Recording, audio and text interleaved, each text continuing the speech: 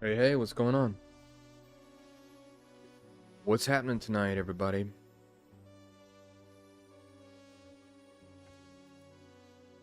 Hope the music's not too loud, but it helps to cut out the silence. It's a great piece of art here. One of my favorites.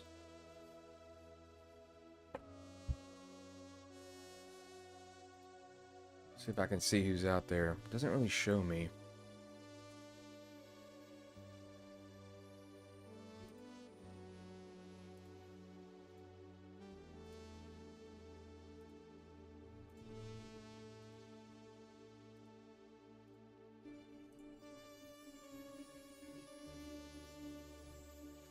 OSC really knows how to lay out a game book.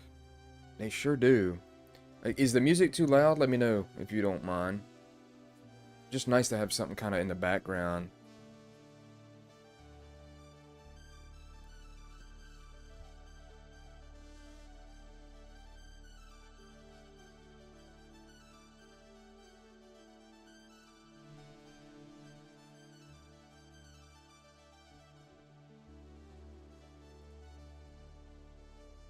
Trying to find out what this little spot is here on my book. Don't know what that is. It's all good. I gotta stop treating these books like holy relics as it is. I tend to be like overly cautious with them. All my role-playing books. I don't want anybody like, I'll let somebody borrow my book or like look at my book and they're holding on to it all weird. And I'm like, oh my God. Or like, please don't put your hand on it like that. Or don't lean on the book like that. Or definitely don't write on it like with your piece of paper, like with a pencil or something. My God, I'll flip out big time. But nah, it's a gorgeous book. I mean, I had gone with Labyrinth Lord. That was kind of like my first like foray into OSR, and I really like the way it looks. I've still got my books, and you know, obviously down the road, Labyrinth Lord kind of fell off, and a buddy of mine who played Labyrinth Lord with me, he picked up Old School Essentials, and he just told me, he said, you know, this is, he loves the way the book looks, he loves the art, he likes the layout, and I was kind of like, hey, it's okay, man. There's a bunch of stuff going on, dude. Um, Still waiting on the print version of Pocket Fantasy. Um, you know, whenever someone does something for you, you know, it's kind of like you don't look a gift horse in the mouth, and I'm just so appreciative of the help that everybody's given me. And it'll come, you know, in time. Just hopefully people have patience. But yeah, a lot of stuff going on, and I was doing more live streams, but then kind of fell off of it for just a second, and then of course this hurricane hit us, and been dealing with that, and so just kind of put me back on getting on YouTube here, and but no, it'd be cool. Just whenever you got it, man, whenever you got time, you know, deal with what you gotta deal with health issues. But if the music's too loud, you let me know. It's just it helps me not to sound like so much dead air. Um, some pretty cool art in this book. But no, I really like it a lot. It's not perfect for me. Even some of the more whimsical, cartoonish art, still think is neat. I mean, it's got a good basis for everything. Um, it'd be nice if they had like just certain type of artists, like different versions of the book, and you could just get one. I don't know why she's talking, Jesus. But no, I really like the green. The green was a nice touch. Really let stuff kind of pop. Fantastic fonts, especially for everything, really. Just an absolutely excellent book. This is the classic. I really like the classic version. I like the classic version of Labyrinth Lord. I like the classic version of Old School Essentials. Advance is great. It starts to get like more than what I want it to be, even though I still don't mind playing it. But it's almost like it starts to get like second edition D&D, and I would rather just play second edition D&D. So that's why I kind of I gotta go through books like this and just like say like what pieces of art I like and what I don't like as much. Almost like rate the art. Like that piece of art right there is fantastic. I would give that like, I don't know. I don't know what scale to do. Maybe 5 stars. That would probably be like 4.5 stars. Uh, Brad McDevitt there. It's pretty good. He has obviously a certain type of you can tell he's got a lot of his hash marks for darkness. I like his stuff generally. I'd probably give that one maybe a 3 out of 5. This one's cool and obviously a little bit more mainstream type art with that color. I think the head's a little big for the body. And I'd probably give that maybe 3 stars. And then spot art, and of course those are all pretty great. Little things like that, pretty decent. Okay piece of art here, probably 2 out of 5. This one is probably going to be a 2 out of 5 for me too. It's a little bit too whimsical, but I can see how someone else really liked this art.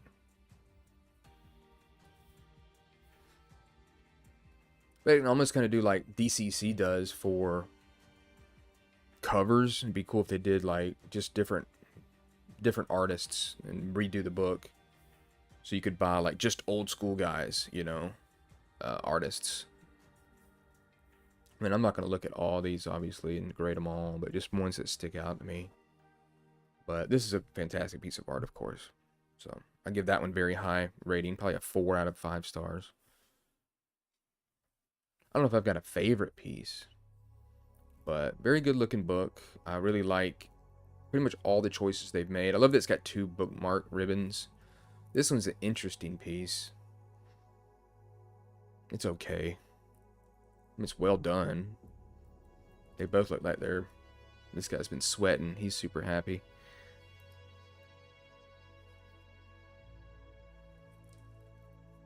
This one I like. Just the art style reminds me of some artists from some old card games. I think his name is Quentin Hoover. Kind of reminds me of this art. It's pretty neat. I'd probably give that one maybe 3.5 stars. This one, I don't know. It's okay. Maybe 2.5 stars. See if I can find one I really like a lot. This one's okay as well. Kind of a big piece of art for such little going on in it, but it sets the mood, I guess. A lot of these pieces in here are just fantastic. Some of this one's pretty abstractly cool. See what this big piece is. Now, this one's great. And of course, they've used that on the Carrion Crawler. And very cool piece of art. Great piece here. I'll probably get that 3.5 stars. Fantastic, this one. 4 stars. 4.5 maybe. It's, Stephen Pogue, who I enjoy his art a bunch. This one's okay. This one almost kind of reminds me of, I don't know. It's a little bit, it looks like an addition I can't really put my finger on. It's okay. Of course, and here's another one of those. This is a great piece of art here. Probably one of my favorites in the book. Just love how they're completely oblivious. They're like, ooh, look at all this magic we got. These magical items and loot, and then they're about to get wrecked by these fools. So, and then I love a lot of the monster art is just fantastic. Really good stuff. Had to kind of crank up the sharpness to make you be able to see it a little bit better on the video. Neat piece of art. It almost looks like it's a little out of focus, but just how it is. I mean, they're great books. I mean, I really like the way they're laid out, and honestly, I think they're better laid out than almost most of the books I see. I think it's way better laid out than Shadowed Art. I don't think it was able to match this, especially the amount of art and just how cohesive this looks. I have an RPG that I created. You have someone that do layouts for books. I have all the info in PDF form, but have no skill in book layout. I can reach out to me and I'll send you the name, at least one name. Just send me an email and I'll write you back. He's very busy though, so it's kind of like it's not gonna, you know, if he can possibly do it, it's not gonna be anything in the short run. But just give me a send me an email. Is the music all right? It's not too loud, is it? I hope, because I don't want anything to be already too obstructive to the video.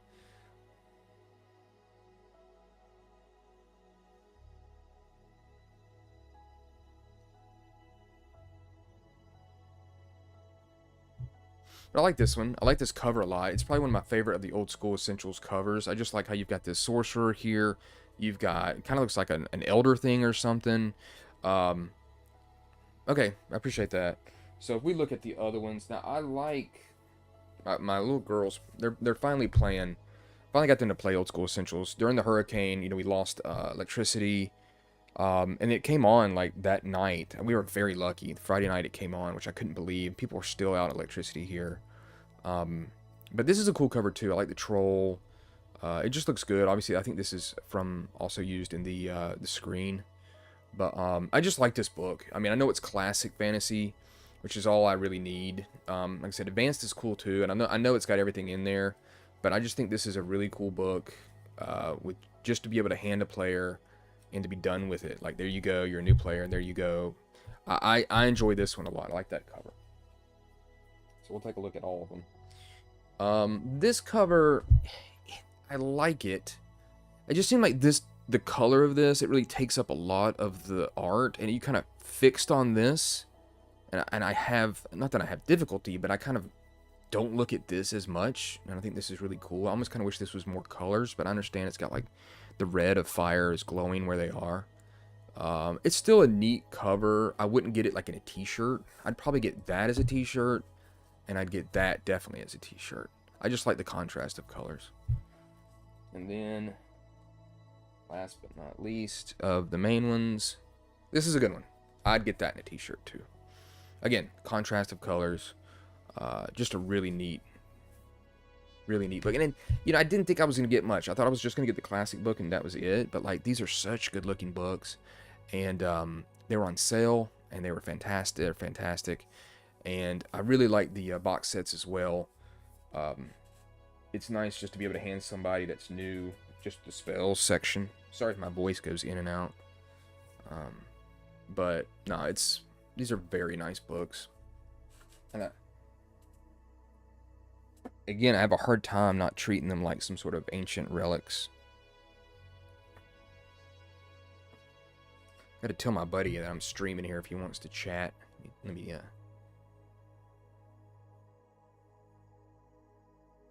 let him know. I should probably give people more of a heads up that I'm doing this.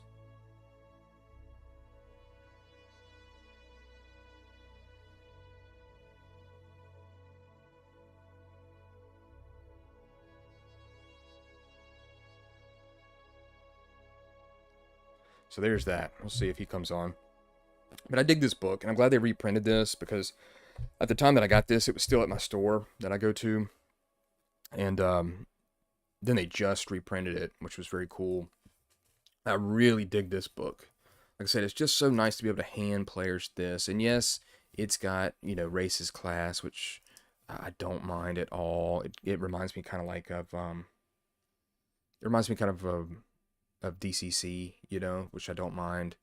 And again, I think we played a lot of the rules from Advanced Labyrinth Lord, but I always liked the concept of Classic, where you don't have to have, a whole bunch of stuff, too many choices. You're kind of limited. Like, I want a smaller game. I don't want a bigger game. And so Classic kind of fit that bill of both Labyrinth Lord and Old School Essentials. But even if it doesn't have that many spells and not as... Oh, that's a cool piece of art. Yeah, that's really good stuff right there. And that's fantastic too. I like a lot of cool color. Or if it's one color, it just has a really nice, design to it. Old school, of course. Like this one, it's a little bit dark. And, of course, your focus is on her, but it's still okay. It looks even brighter on the screen than it does here. I honestly thought about getting all the OSC, but my biggest problem is that if I get one, I need to get them all. And yeah, exactly, man. That's exactly my problem. I have the YouTube chat up. I don't know why it's not showing on the screen. It's absolutely frustrating as hell. I'm trying to figure out why that is. It should be up there. I don't know. I hope it's got the live replay on. It should. But yeah, I don't know where the hell it is. Let me see if I can move this up. There it is. What an idiot. Let me move this over. There you go. You can see a little bit bigger there. I wonder if I can make it bigger on the screen. Of course, you wouldn't be able to see much. I did that recently with Gallant Knight Games with the Tiny D6. You know, man, that's a lot of my problem is it's like somebody gave me a game, like they gave me Slay Industries second edition, my buddy did, and I was like, man, now I've got to get it all. You know, it's just like, it's so tough not to have all this stuff at your fingertips or want to have it for your collection. I did that with Alien. I did that with Old School Essentials, but I didn't get all of the adventures. I got some of the lower level adventures because I can get those later. I traded the owner of Gallant Knight Games a whole collection of the Eden Studios for his entire... Well, that's cool. It's always good to be able to trade something, you know, especially if something that you'd rather want more of. But yeah, like I went all in on Slay. I went all in on the Aliens role-playing game. Trying to think what else. I mean, I can't get all... I can't do all of like DCC or MCC RPG. That's just too much. I did get, you know, I do have a good bit, but I can't get all of it. But yeah, I know it's just a bad rabbit hole once I pick something up or somebody gives it to me.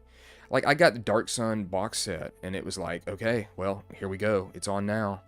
I better start looking on eBay. Now, granted, that was before prices went absolutely through the roof for everything Dark Sun and second edition and every edition, pretty much.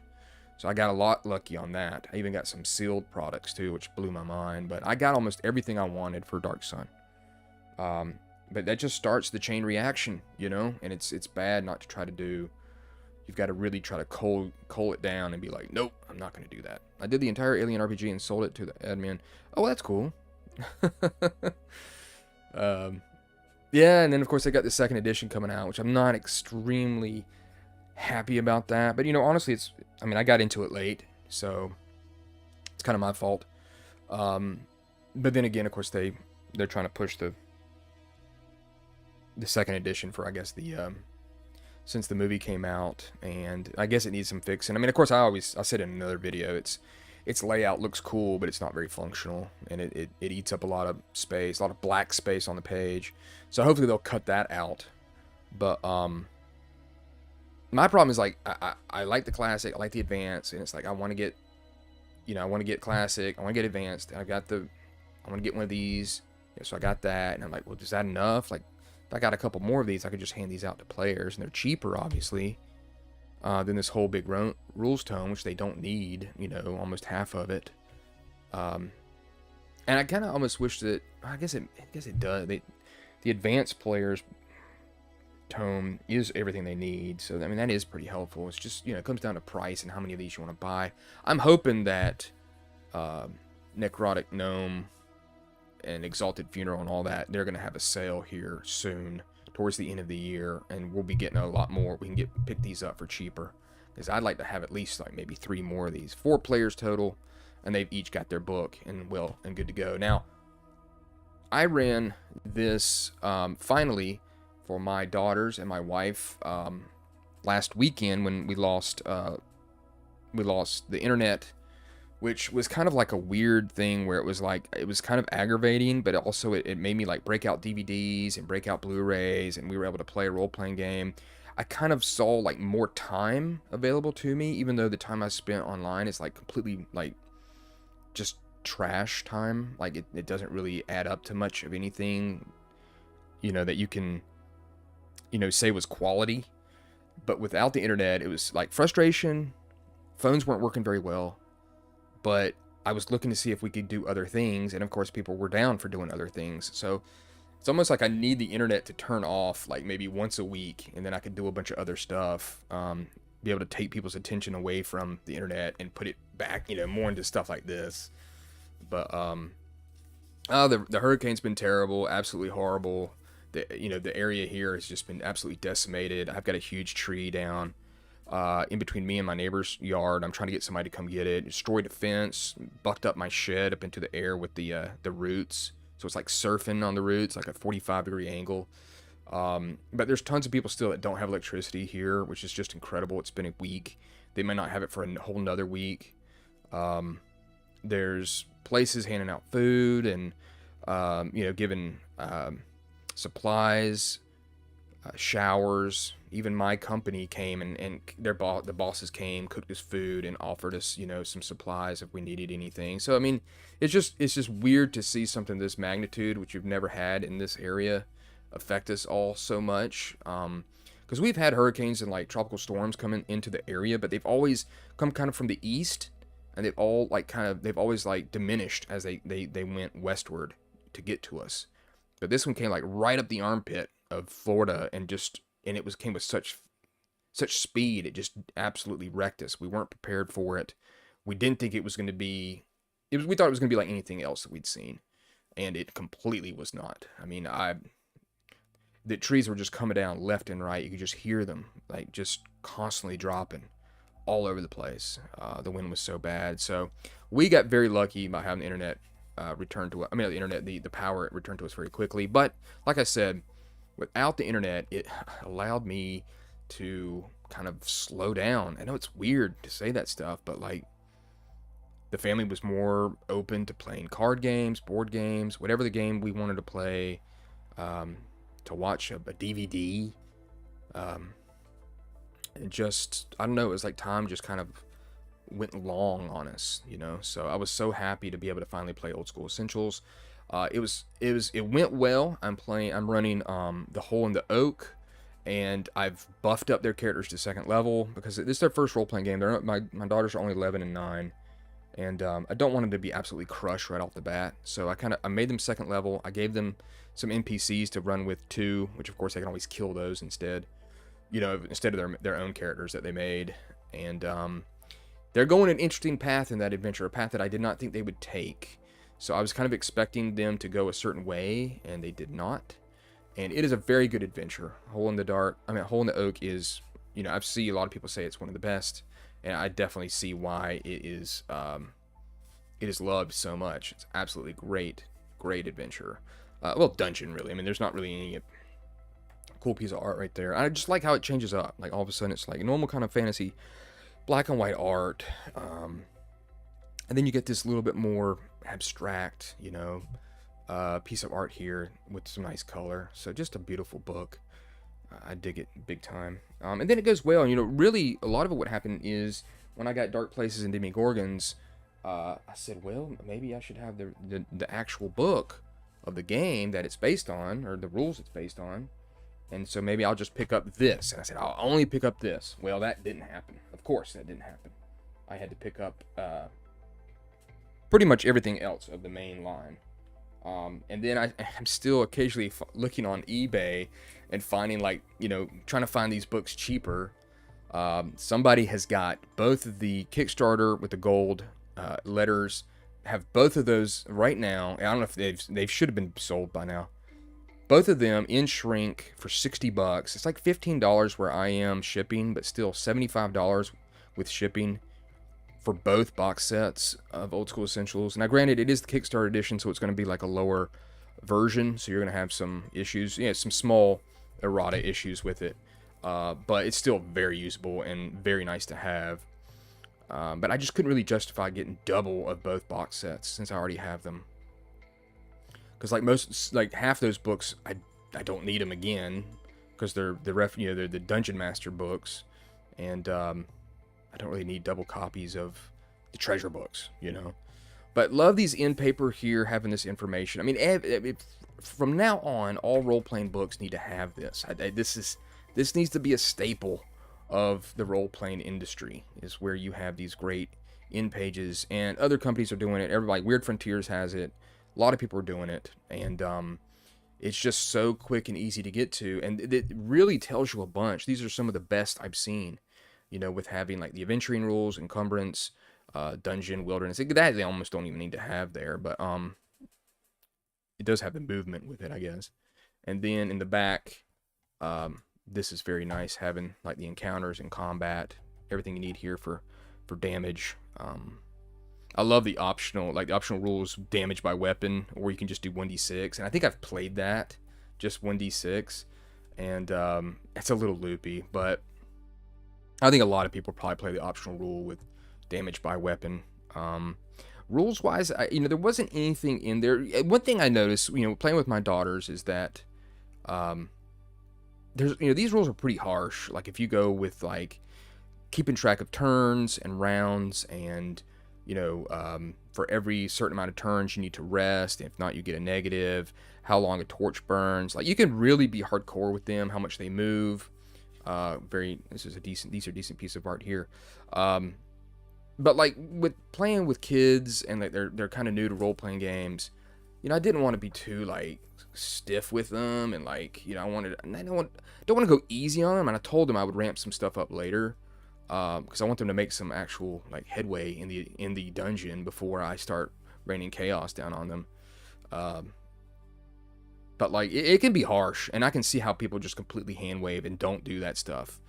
But then I played in games online, and we played it pretty hardcore, and we even did first edition like that, first edition AD&D, and I didn't mind it. Like, I didn't mind it being so structured and strict with the rules. I'm kind of surprised that this doesn't actually have like a proper index. It's got like an index of tables, but like there's no, and like index of spells, magical items. That's it. I was kind of surprised by that.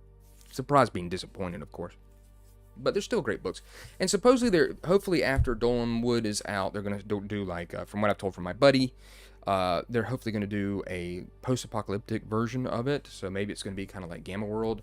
So that would be cool, like an old school Essentials Gamma World. I'm completely down for that. Oh no, even though this is, this is very much like Labyrinth Lore, just in a different package. But damn, is it a better package.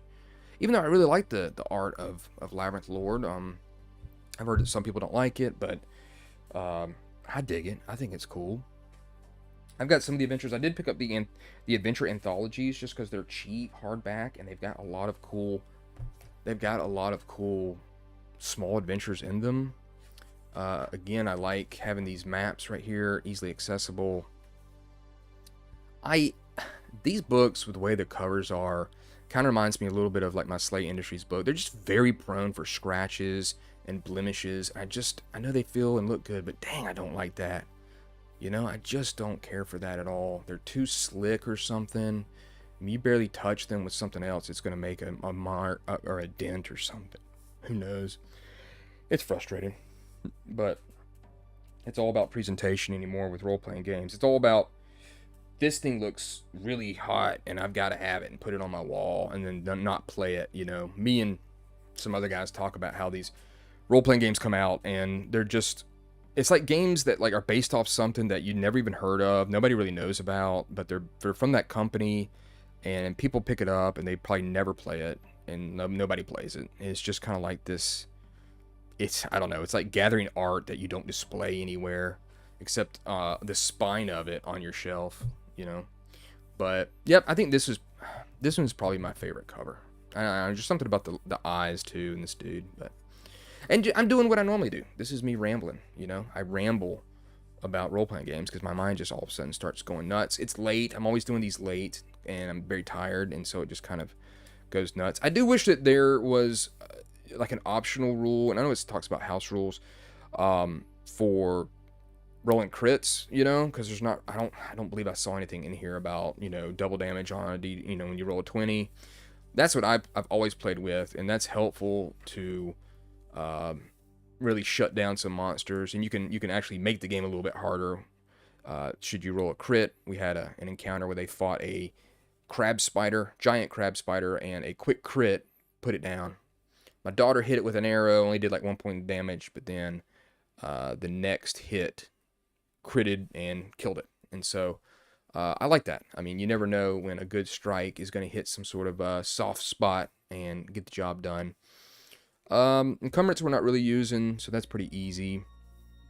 I don't really have, I really like how the qualities are for it. That's very easy to see here with the weapon qualities. And these guys, he's very happy.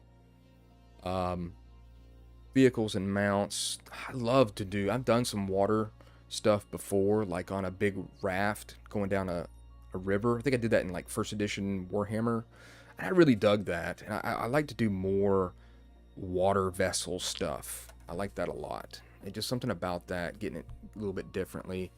We always, when we played Labyrinth Lord, we were all about retainers and henchmen and stuff like that, torchbearers. So I like these rules a lot, and they are fun to use. It always seems like they're just kind of sapping stuff from the adventure, or you're just throwing those at people instead of your characters going in there. But we are using God,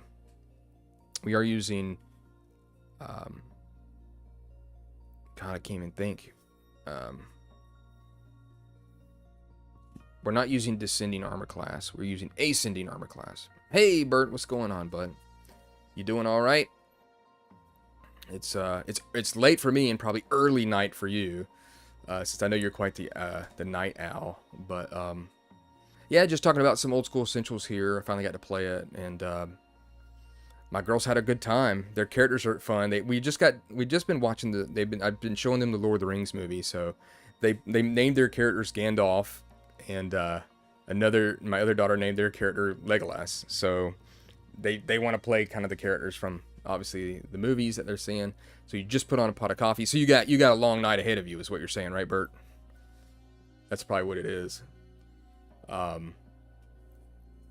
this is great. I love these encounter tables.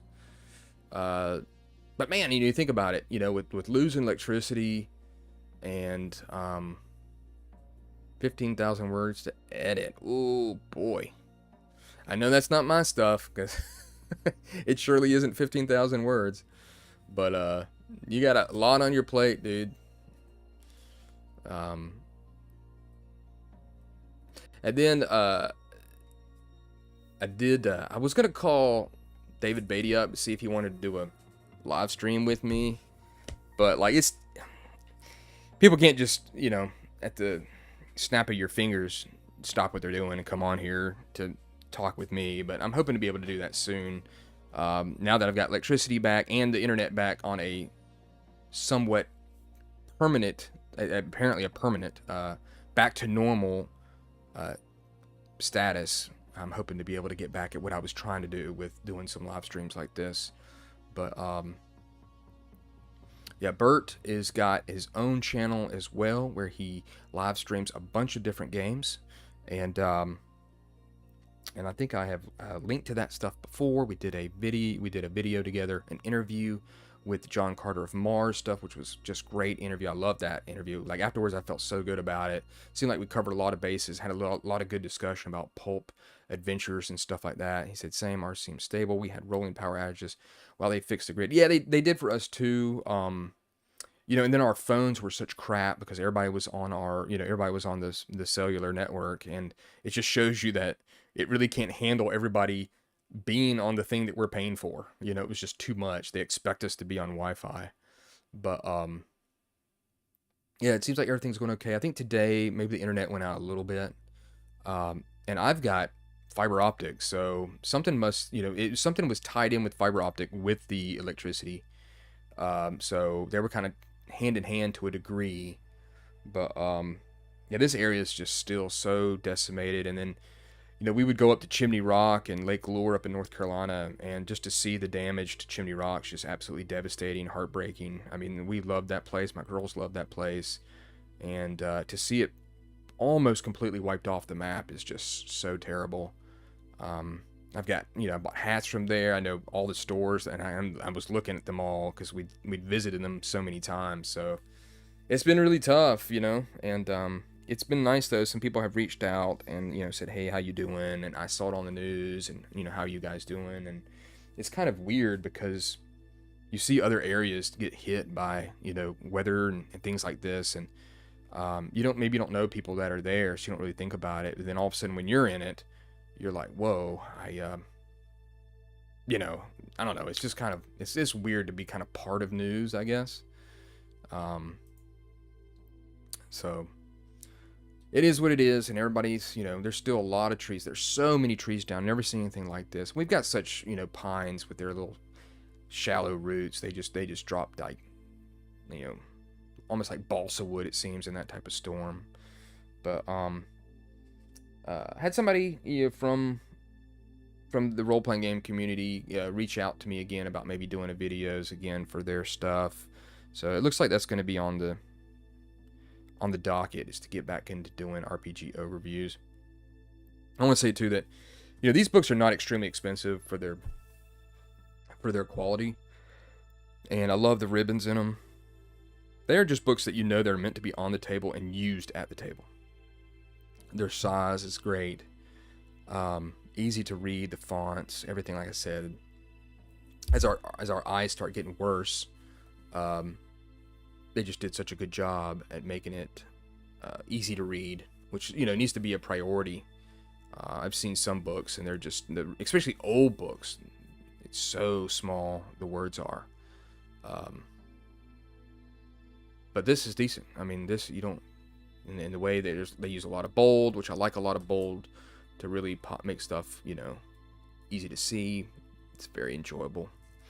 OSC is my favorite current book. My group plays BX D&D, and this is nearly the same rules with just a few refinements. So do you play kind of classic, or do you do the advanced stuff?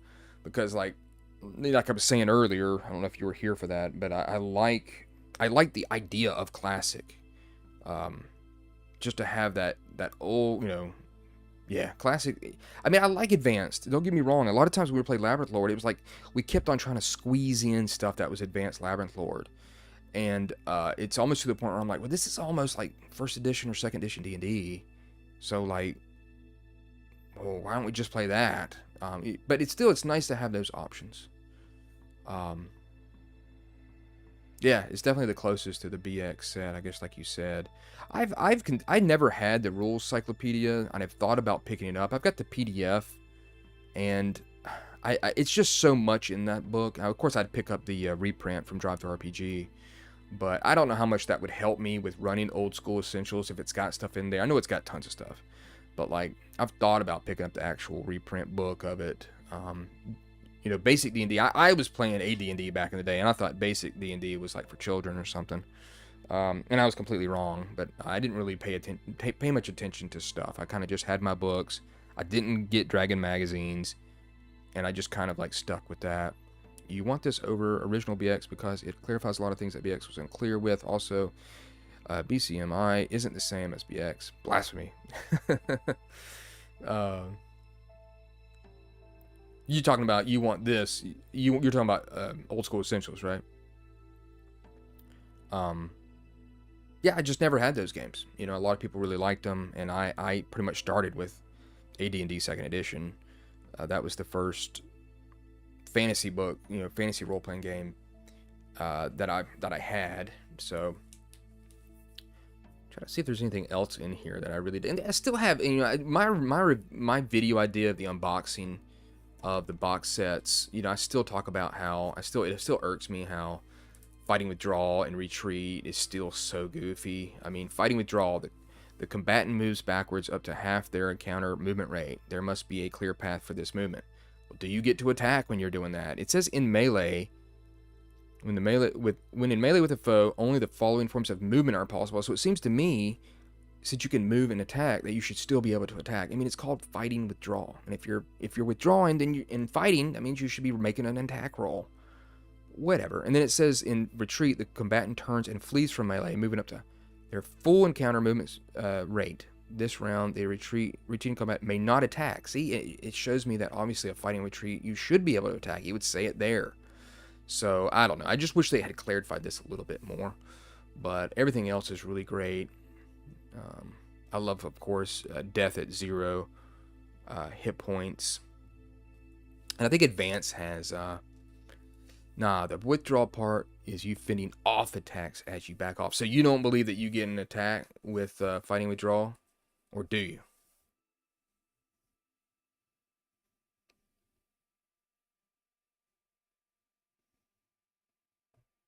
To me, I don't know. I mean, it says Fighting Withdrawal. Fighting. No attack. Okay. But why does it say it here in Retreat, though? And it doesn't say it in Fighting Withdrawal? Because this is movement in melee. I do like the rules for spellcasting. How you can't move. It's your sole action. You are defending yourself as you move back. If you just move back, they'd get a free attack on you.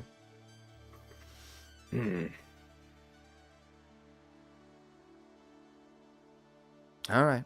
I mean, I can see it, you know. I just want it to be more clear. That's all. And it was something that whenever this was coming out, and they were like, "Oh, it's making a lot of, you know, rules that people aren't 100% sure about." Like, you know, they're clarifying that. And I was like, "Well, this is the thing I want clarified." And it's not really that clarified for me. They should have just called it withdrawal then. It says you said that you're defending yourself as you move back, but you should read the original, clear as mud in that one. Okay. I think I've got the PDF. I'll take a look at it. In other games, it's like the thing I look to, like any type of clone, you know, I'm like, let me go and see what they say. And some of them are like, it's a bit too complicated what they came up with. It's not a one-for-one clone that I'm probably reading, but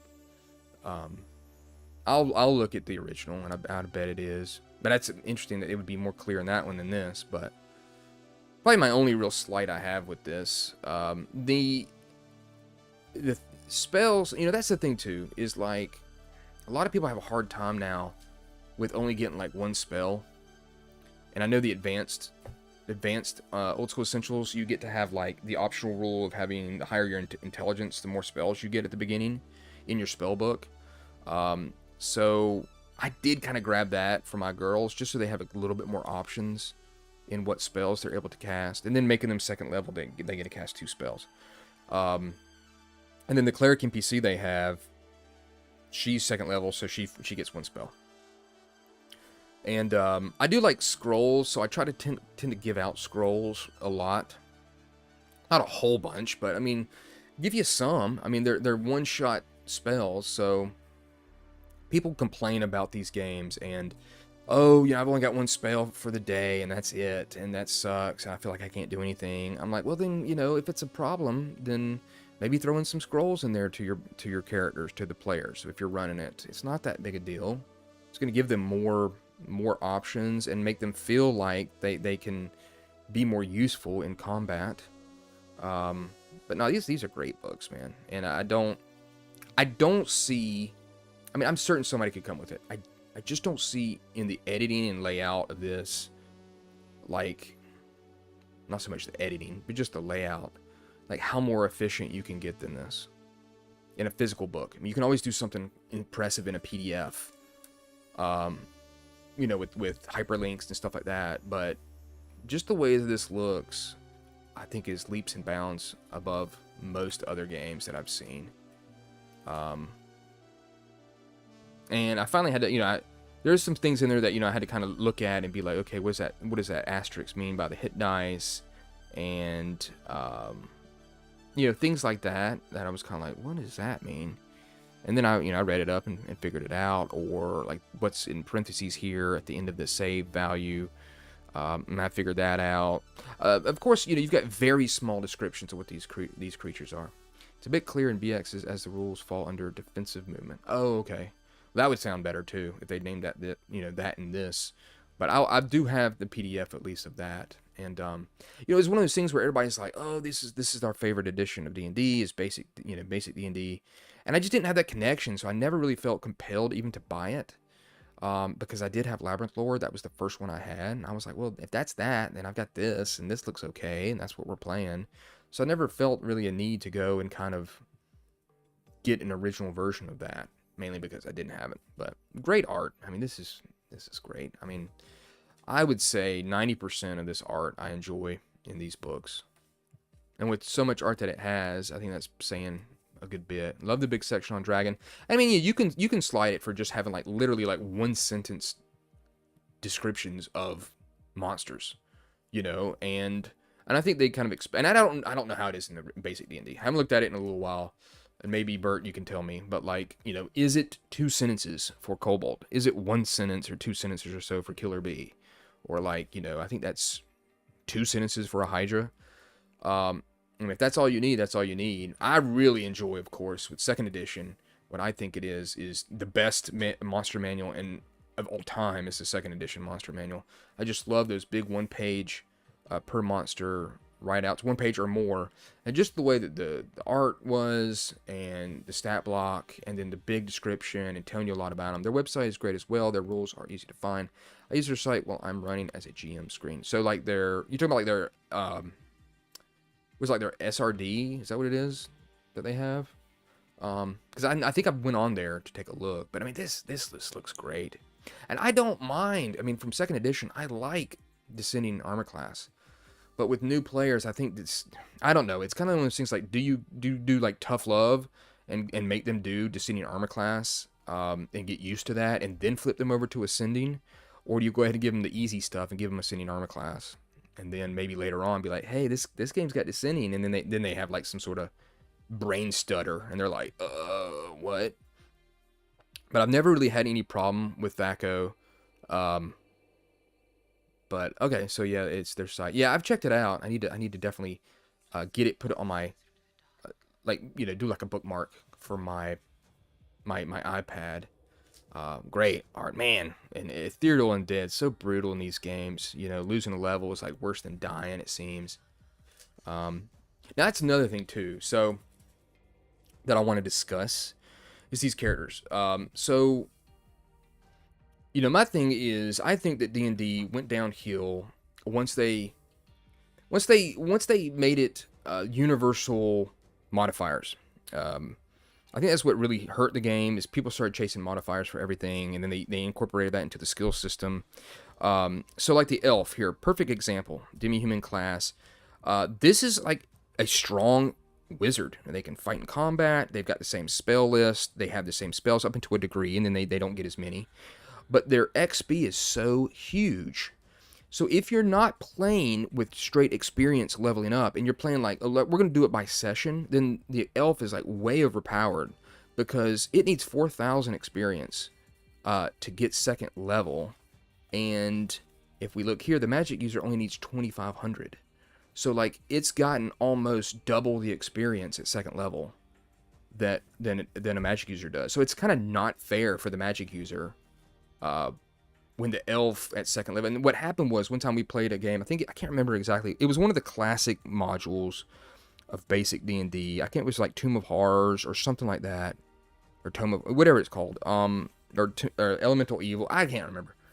But he just said, the guy running it just said, just make 9th level characters. Well, I made a 9th level monk, and it was the experience the monk was supposed to have was like way more at 9th level than all the other classes. And I completely just like was able to survive almost every trap and get past everything, because a 9th level monk was like way more powerful than everybody else. So if you don't do it by actual experience, you can really, and you just say, hey, everybody make a 2nd or 3rd level character, your 3rd level elf would just be way better than other characters of 3rd level.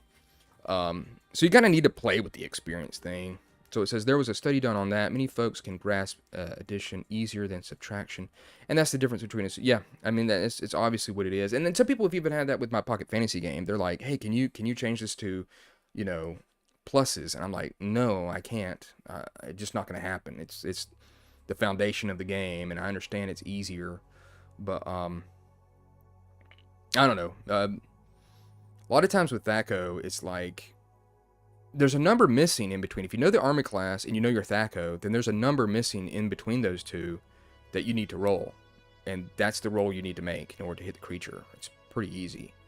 And then once you get into negatives and stuff like that, negative armor class or something, that's when it can be a little bit different, but really not. It then turns into really kind of like an ascending number, where you add that to your THAC0. It's not hard, but I understand that people... But I like stat blocks better with...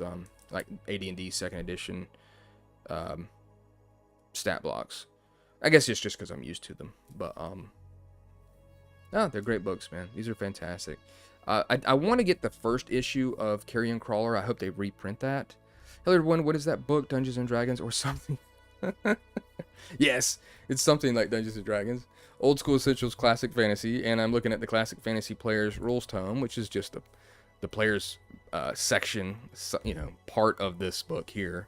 And I just like that. I like having like a player's version of a book. And I was looking at some of the other covers, just kind of giving my opinion of their art.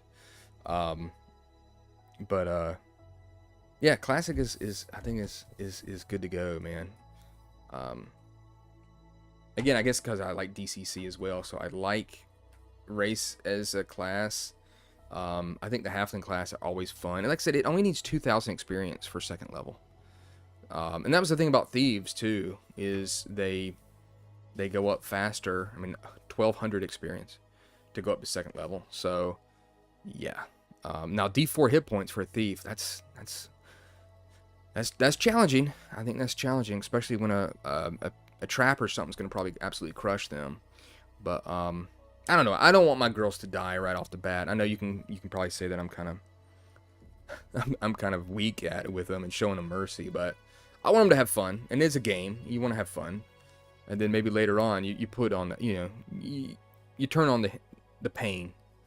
Dwarves are cool. I really like dwarves in DCC RPG. I think they're fantastic. And but when you look at the advanced and you look at all those classes, let's take a look. That's a bunch, man. That is a bunch of classes right here. And see, like these books, like oils on your hand, they show up on the friggin' I mean, look at all that. Look at all those saving throws. That's a lot. And it's actually got classes that are combined there on those. Rules for multi-class. Well, a lot of this stays the same, which is good. I like weapon proficiency, and of course that's probably for my love of 2nd edition. Weapon specialization was always something that was just great to play a fighter in 2nd edition. You love that. I like secondary skills a lot. I used to not use these. But I just love like a catch-all type thing. I do like non-proficiencies in 2nd edition. I used to hate them. I used to think they were stupid. And I had a lot of just wrong thoughts about some of the issues I had with 2nd edition, and then I realized it was really quite smart. I do think it takes a very long time to get better at your proficiencies by level. And 2nd edition's funny in that you get less non-weapon proficiencies as a thief than other characters, and I guess it's because you've already got all your thief skills, so that was their justification for it then. But then, like in 3rd edition, they got a ton of them. They got a ton of skills, so they kind of changed it in that aspect. But I mean, look at all these different classes. I mean, a good bit of this book in the beginning here is all these classes. I know a lot of people like assassins. Of course, this has got rules for poison and stuff. I always like barbarian characters. They're pretty cool, easy to role play. I like their kind of issues and fear of magic like they have here. But I always gravitated towards like ranger type characters. So bards were kind of, not bards, barbarians were kind of like, survival rangers a little bit. Of course I love Conan the Barbarian too. That's why I got my shirt, as you can see, my shirt, which I had one guy today know what this was at work, and it wasn't at work. It was a dude that was cutting down some trees at a house, a couple houses down from me. He was like, "Hold on now, Conan the Barbarian." I was like, "Yes, Conan the Barbarian."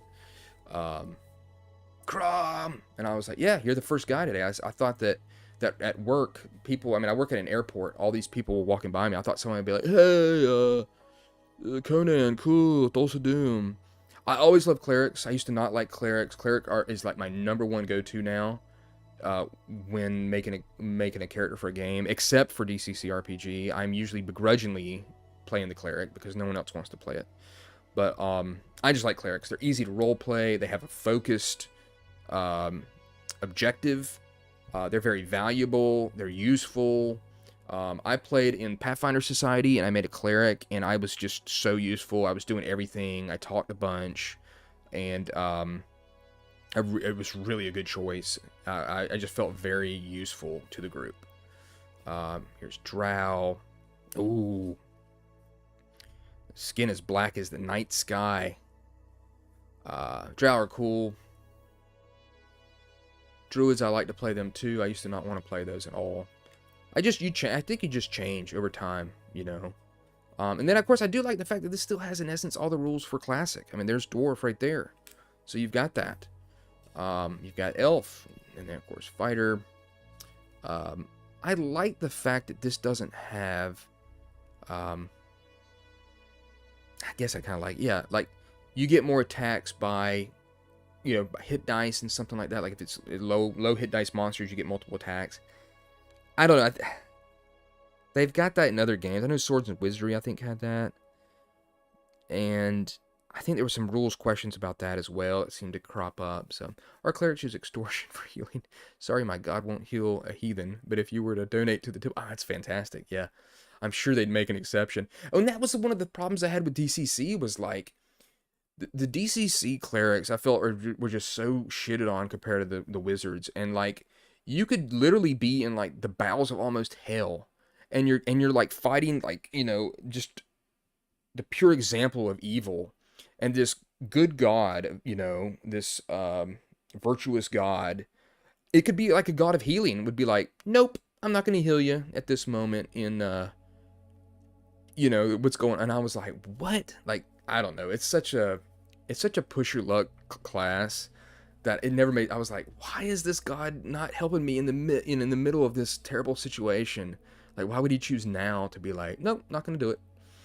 A lot of people hate gnomes. I love gnomes. You can be very annoying running a gnome. You come up with a crazy name. My name of my character that I had, and it was also my World of Warcraft character, was Fritzworth Crumblebum, and he had the Crumblebum song that I would sing all the time, and he would always say at the end of every sentence, almost, he would say, "Can't you see?" So he'd be like, you know. I'm Fritzworth Crumblebum, can't you see? And so it would just irritate people at the table. It was just like the epitome of gnome. It's so easy to irritate people with a gnome character at the table. It's so fun. And he was great. He was just so whimsical. Let me familiarize you with the story of Job from the Bible. Gods are all about testing their fault. They are. They definitely are. But it's just irritating, where I'm like, if I was remaking DCC RPG, I would at least say, look, you've got your table of like deities that you pray to get your spells and stuff for being a cleric. Can I not get like one like reroll on healing spells if it's a god of healing? Can I get anything? Like, okay, it says it's the god of healing, but that does absolutely jack squat for like the mechanics of the game. And at the same time, the wizards are like, hey, look, my god of like ooze is giving me all these ooze powers, you know. And I'm like, well, my god's the god of healing, he's giving me jack shit. I really like OSC, but I haven't really, but I have really big hands. Thus, I'm not a big fan of digest size books. My goodness, Midnight. Like, you got really big hands. I didn't really think that would be a problem, but I could see how it would be. You know, you might like just crush the book. I got little tiny hands, so it's not too bad for me. I mean, I like full size books, especially when you like. I have a normal size iPad, and so I don't have the real big one. So when I get an actual book, I'm like, wow, this is bigger than my iPad. It looks better like than the PDF, and the art's real big. It's really nice. But this is just so meant to be played and used at the table. That's what I like about it. This is not supposed to be, even though they are nice. I'm an oaf, so it's just awkward. This is not supposed to be some sort of like bookshelf book. This is supposed to be a used book, and I'm telling you, I'm having a difficult time. I talked about this earlier in this live stream. I'm having a difficult time just letting go with my books and seeing someone not turn the page the way I would, or rest their arm on it or their elbow, and I'm like, ooh, don't do that. Like they'll do something like this, you know, and I'm like, I'm cringing. I get mine spiral bound when they get heavy table. Yeah, spiral bound's nice. I really enjoyed Astonishing Swordsman and Sorcerers of Hyperborea's spiral bound. I feel like people think that it's not a professional product if something is spiral bound, which is a shame, because I mean it's usability over looks. I really like the first box set of Astonishing Swordsman and Sorcerers of Hyperborea. But oh well.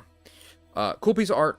I like this. A little bit weird, some of the stuff that's in there, but I just like big crabs, and this guy's had a bad day. But the colors are nice. Half orcs. I've always had a little bit of a difficulty just with half orcs. Spiralbound is meant to be used, abused, and destroyed over time. That's true. You get a nice hardbound to put on a shelf and an ooh and ah over. Yeah, exactly. It's difficult, but you know, at the same time, there was somebody on Google Plus, and I want to say it was like Jared Crater or something like that. I think it was him. He made this big post about how he writes in his book, he dog ears his books, he highlights his books, and he was completely like slamming people. I think it was him, but don't hold it to me. Nobody's going to probably watch this over or hold me to it. But he was like slamming people for treating their books like holy relics, and I'm like, I'm sorry, dude, I just can't do it, man. I just cannot treat these things, and as they go up in price, I can't treat them like they're trash. But yeah, Spiral Bound is definitely usability, and it really helps on the table, because honestly, sometimes table space is really hard to come by, and having a smaller book like this is really great. I find myself playing with my iPad, and running a game with my iPad, and I don't want to do that. If I'm gonna run games with my iPad, I might as well just get rid of my physical books. I don't want to do that, and so I want to try to use my physical books. Half orcs are nasty, improvisation and sneak attack. They really are, and they're easy to roleplay too, and it matters how your campaign world is. Obviously, I'm the same. Highlights, oh my goodness. Tabs are okay, but he would like write in them, and like I don't know. I just end up buying 2 copies. I do end up buying 2 copies of everything, one for the shelf and one to use. I definitely do that too, Bert. I mean, I look at it, I'm like, I gotta have another copy. And plus, a lot of my players just don't buy books. And I'll buy them, and they don't even look at them. And of course, they're gonna ask me a question to a rule, and I'm like, it's the book that's right in front of you. I'm terribly OCD about my books. I am too, and I'm not sure why. Like, I guess because I buy them, and I want them to look nice, but there's a part of me that, like, I have some sort of, like, weird respect when I see somebody's book that's really well played book. Like, it's been really worn. I know they've gotten a lot of adventures, a lot of fun out of that book. And it's kind of like, I see it as almost like a badge, like a trophy, to be like, look at how hardcore I played this damn game. And my books, they look like they've never been played. And guess what? Most of them haven't. So it's just a weird kind of push and pull mentality that just kind of sucks, to be honest with you. And so I'm trying to be okay with a little bit of damage to my books. Well, not damage, but just used look to them. Knight's always an interesting class. I know I'm jumping around here, but this is my RPG Ramble, so I just do whatever. Are you familiar with the Legacy board games? I am. When you make permanent changes to rules, boards, cards, etc. Yeah, that's... When I heard about those, I was like, I can't do that. Yeah, everything is so bloody expensive, I guess is what you're saying, right? You end up having a very personalized game that's different than any other. That's very cool, but I'm like, oh my god. I like the name Magic User. I know people like Wizard. My little girl calls her character a wizard. I like Magic User too. Mage is alright as well. I like all the different forms of it. Paladins are great classes. Yeah, everything is so expensive. It really is. Except Pocket Fantasy, of course. Everything's so expensive. I think these books, are priced. I think their price is good. It comes down to, is a game an investment or is it meant to be played? You're right. And some of them are an investment. My White Wolf collection is an investment. My D&D second edition, a lot of that has been played, but a lot of the stuff I bought, I hope to be able to get around to it, but it is also an investment as well. As you know, again, I think I've talked about that earlier. The price of this stuff has just shot up immensely on old D&D. Love Paladins, fantastic, super easy to play. I think probably this and Cleric, mainly because of their whole like holy aspect of them and righteousness. I think when you've got a group of good aligned characters, they all should have a little bit of Paladin in them.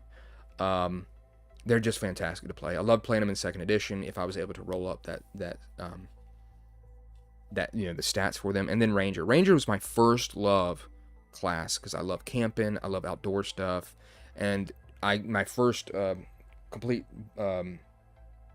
book for second edition was the Ranger book. Just something about them, outdoors, bows, nature, food, survival, the whole aspect of a lot of what D&D is. They just completely own that, and again, my first real love class was Ranger. They're absolutely fantastic. Svervneblin? Is that how it is? Svervneblin. I hope that's right, man. What a crazy ass word. They're just goofballs. I don't really think about them too much. They're goofballs. I like the name Thief instead of Rogue. Some people like Rogue instead of Thief.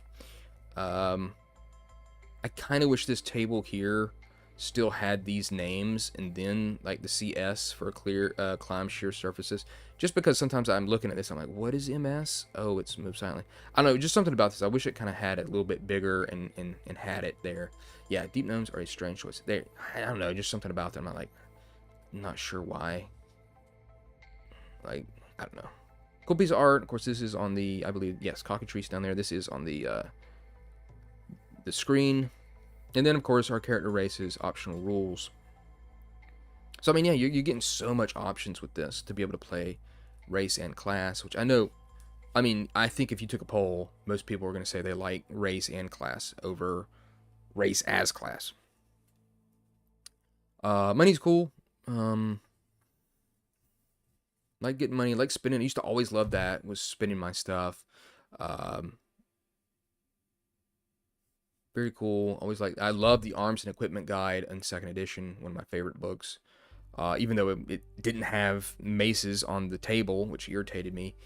Just a terrible oversight. And then weight in coins is interesting as well. I know that goes back to the old days. This section here on poison, of course, is for advanced and not in the classic book. Interesting piece of art here. They like cropped and took off like the other section side of this from the classic book.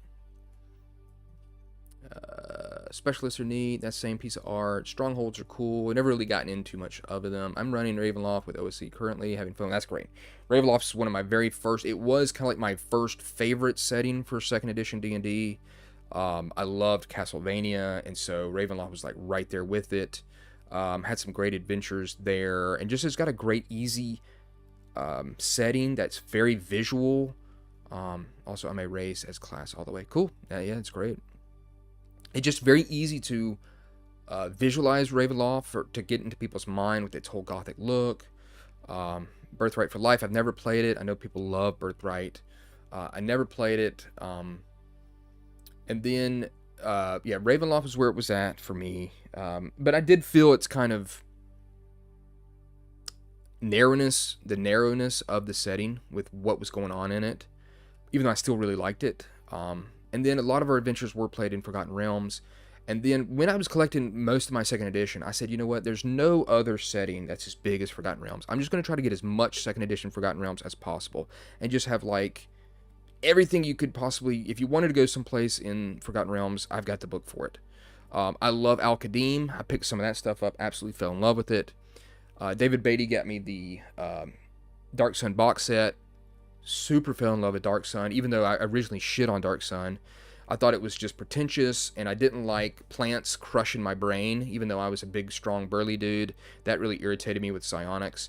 I just felt that it was just pretentious, and I was like, what are you supposed to do? You're in the sand, and okay, the praying mantis character looks cool, but like, I mean, I was like, what's the deal? Oh, it's so difficult of a setting that like you have to start a couple more levels and you can have like strength that goes above 20. It just seemed pretentious, but then once I started reading it, I started getting other stuff for it. I was like, whoa, this setting is freaking great. I have almost everything in Ravenloft, but you're correct. It's narrow in focus. You can do some stuff. I love that Lord Soth was in that because I was a big Dragonlance fan.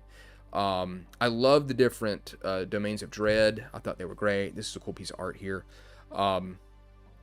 I thought they were great. I really like the first... I like the big red box of Ravenloft, kind of like the second version after the Great Conjunction or whatever it was called. But I really like the first box set they put out with. It was just very tight. I love how all the different domains were like, you know, connected together. I like them both. But there's something about that first box set I really dig. But I know a lot of people shit on Forgotten Realms. And I just think that's just, it's whatever, man. It had some great novels. It had some great lands. It's so fleshed out. Of course, having this big piece of art here is fantastic in this book.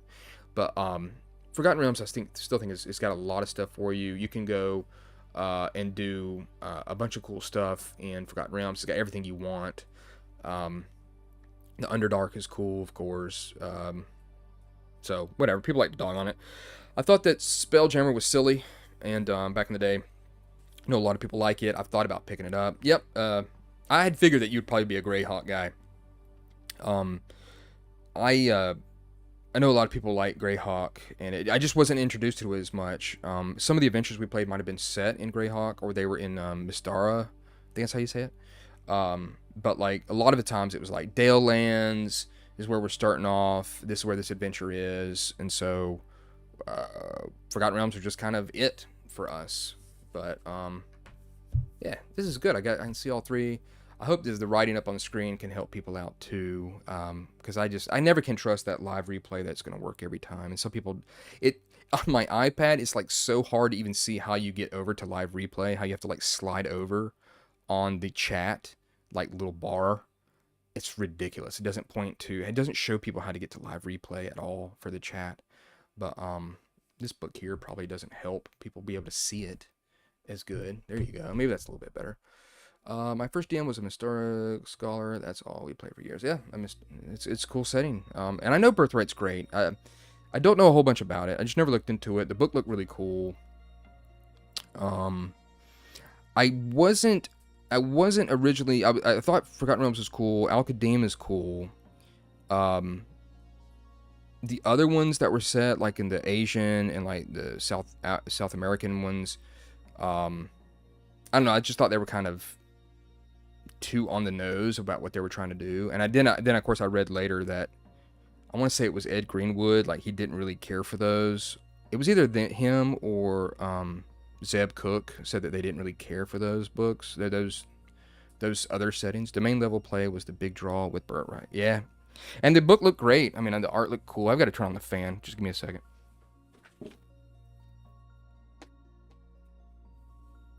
Friggin' room gets hot as hell with this damn old computer I've got. It really starts heating up this place, and I'm just waiting to get a video card to get my new computer to get it fired up, and that's gonna be a transition. Hopefully, it's not gonna mess up anything with the streams and stuff. Once you had a character of name level and you could attract followers, this was a thing that was lacking from other games. Oh, okay, I can understand that, and I know a lot of people try to reinvigorate that in a lot of their games with kind of domain level stuff. Something I never really got into. The closest thing I got into it was like, I think we played, what was it? I can't remember which game it was. It might have been Labyrinth Lord or something, but we played like a real trade route type of adventurers where we were trying to, make a lot of money and, and build up like a business as we travel between towns. It was a little bit too businessy and less combat. Some people would have absolutely hated it, but it wasn't terrible. I mean, I saw what we were trying to do. It was fun. Bert, we need to get you on here. Me and you could be talking. You could be talking right now. So I should have probably invited you. I know you've got stuff you're probably preparing for, whatever the case may be. But yeah, that would have been cool. I should have sent you a thing about it. I just don't know, Yeah, what do you got going on tonight? You got something you're streaming or something, or what's happening?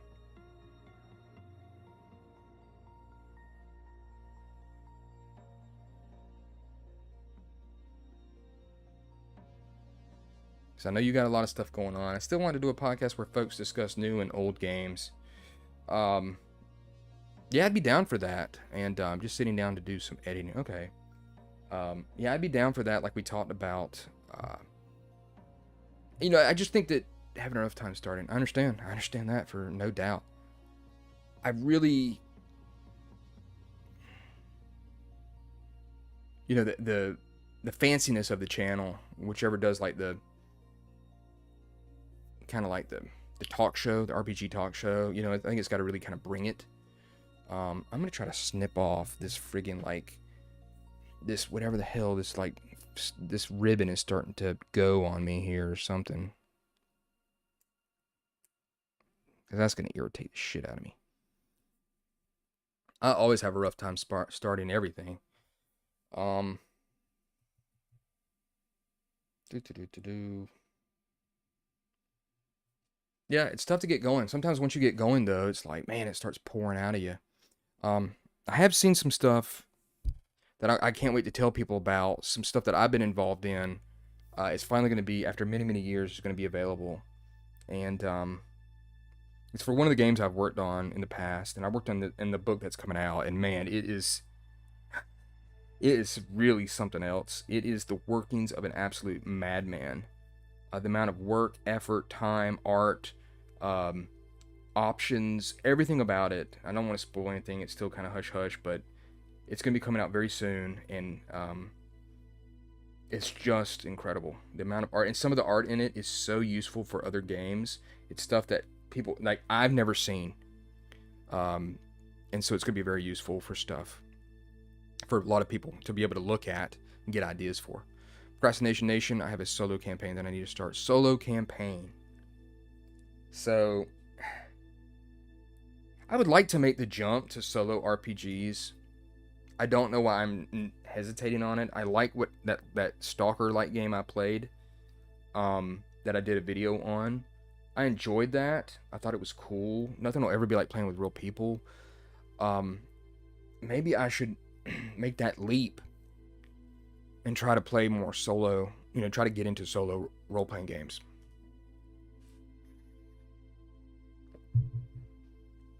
I almost kind of think for me, this wouldn't be for everybody else. It's kind of like it's almost like a cop-out for my laziness, or like not being able to get people together, or not focused on a group.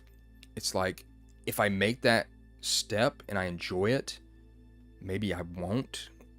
I even more won't play in a group, or not look for a group, or try to get a group together, like that effort. I've never done it before, but DCC is so dice heavy and random. I'm gonna try it. I know a lot of people play Forbidden Lands solo.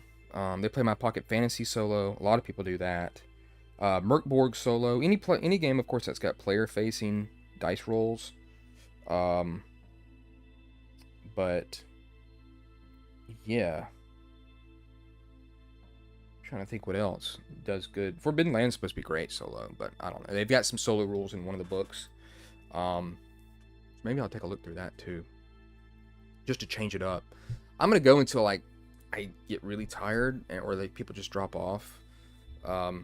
Mine will be a sword and sorcery Lankmar rules DCC game in the world of Zoth. Okay, I never understood single player RPGs. Why not just play a video game, or a fighting fantasy book, or a lone wolf book? That is true, and that's where I started, was with the fighting fantasy books and the lone wolf books. First was the fighting fantasy books. So the first book I bought was City of Thieves by Ian Livingstone, and it was life-changing to me. I absolutely thought it was incredible, and the art in it was phenomenal. I have many copies of it. There was a time where I couldn't find any of those books, and I had my copies of it, but anytime I ran across a copy of City of Thieves, I bought it. I was like, this is like the book that made me, one of the things that made me who I am. So yeah, and Lone Wolf was good, dude, but man, it was hard. Like, I felt it was way hard at times, and they would lead you down a path thinking you were going to survive, and then it was death. And I was like, ooh, you rat bastards. You had me going. I thought I was going to survive that shit, and then you wrecked me, you know? But really cool game, too. Lone Wolf books. They were just great. And then, like I said, they were a huge inspiration for me in just the fantasy. I still have 18 out of 20 of the US versions. That's awesome, man. That's fantastic. I saw they've got a video game for it, and I know that they made some like Final Fantasy video game versions. They were on the iPad, and then they like kind of disappeared or something. Yeah, they're brutal. They're real brutal. And I never felt like I always took the wrong skills or magic or shit, whatever it was. I was like, shit, I should have taken that. But I love the Fighting Fantasy books. I loved Trial of Champions, Way of the Samurai. The one where you go underneath the water. Was it? Can't remember. There's one where you're like a gladiator. That's Trial of Champions. There's one where you go underneath the water, like you get gills. That was a freaking awesome book. I love Starship Traveler. That book was fantastic. God, what else? Oh, there's so many great fighting fantasy books. I love The Way of the Samurai. I think I gave it to my buddy and then he moved away. And I'm like, ooh, that one was so great. Yeah, so Gary Chalk. Is that the guy who did like... Is that the one that did the Lone Wolf books? Lone Wolf was hard, but honestly, when you took the paths that killed your character, they rewarded you with more lore about the world. That is cool. That is a good thing. Lore you wouldn't have missed if you didn't go the wrong paths. Gary Chalk's artwork is absolutely fantastic. Nah, they're awesome books, and I actually found the the endless whatever the hell it is, endless books, the D&D type books. I found the one for Gamma World, written by James Ward, and I played that one. I thought it was really cool, different, but for me, Fighting Fantasy is just where it was at. Lone Wolf was a little bit too hardcore. Like I don't know, I probably just didn't give it enough credit. But Fighting Fantasy, they were so varied too. I mean, you had like samurai stuff. You had, again, like the underwater stuff, which I thought was great. The City of Thieves, which of course is just awesome. Starship Traveler, just great. Yeah, Endless Quest, that's what it was. I don't have anything. I'm not even showing anything on the screen. What an idiot. Yeah, let's take a look at the... So, Forbidden Lands. Have you looked at this, Bert, Forbidden Lands? I don't know if... This is the newer book, the Book of Beasts. And, man, these things look so good. They're such a... Like, if I could, like, snap my fingers and, I want to try to make this smaller. So you, I don't want... Here, let me just move it over here. Here we go. There we go. Dude, these books are just so gorgeous. Even the paper they're on, everything about them. When I first looked at them, I was like, oh, that's exactly what I want. I know some people were kind of angry at this book because it didn't have like the really technically sound art. Like this is all kind of turns into scribble here towards the end. That kind of pissed some people off, but I don't really care. I still think it looks like it's a fantastic looking piece of art. Very nice. Just it's a great showpiece to show you, like, when you open it up and you start looking at the books. I mean, a lot of people were just, I showed it to them, they were like, whoa, like look how the cover is, even the color of the paper, that choice, and then this art is just I don't know, it just goes back to that nice uniform art that just absolutely rocks. So I just kind of show this as we're talking about other things. What I don't get, man, is what the hell happened with role-playing game novels. I mean, for a lot of people, the Dragonlance novels really helped people get into role-playing games during that time. Like, where are they? Why did they go away? And I know that there's some people that are trying to bring it back, but like, where are those things? They need to be out there. They really helped. Look at the size of this dude, Jesus. They really helped kind of... I know they still make them, but it's just not like the way it was, I don't know. I miss those days, because it really helped you get into the, the world. Or they kept on doing, yeah, I guess not. They really helped you get into, like, the Dritz books, I know they were huge, and they just kept on doing those, kind of ran those into the ground. Yeah, you're right. You're 100% right about that, Bert.